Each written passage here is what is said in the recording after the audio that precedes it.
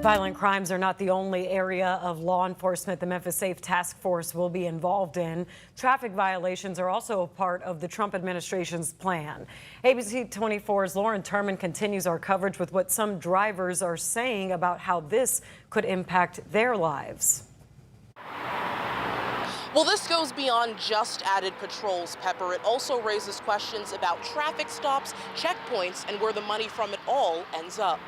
As Memphis continues to have more police officers and state troopers on the streets, residents are also preparing for added enforcement from the Memphis Safe Task Force and potentially the National Guard, especially on the roads. I think it makes sense for how much people I've seen on their phones, not using their turn signals and then causing havoc.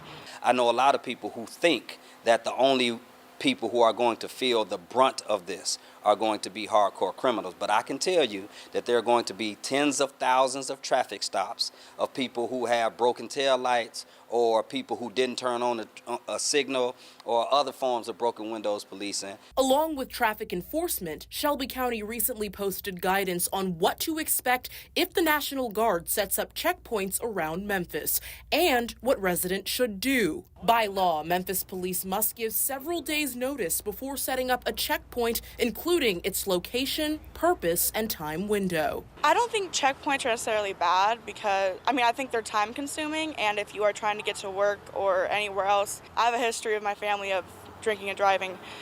So I don't see that necessarily as a horrible thing because let's say someone's under the influence or something like that, that could save some lives.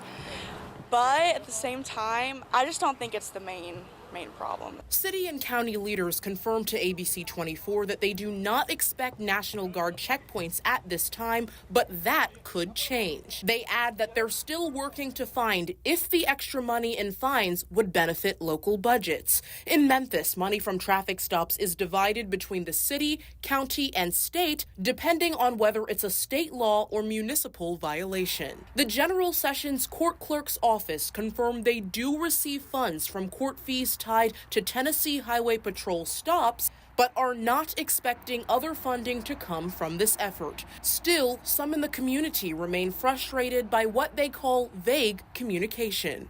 I'm curious, is crime supposed to go down 5% or 10%? How long are they going to be here? Are they going to be here for 2 weeks or 2 months? I think in Portland they laid out some concrete details about 60 days. We haven't heard that level of precision here in Memphis.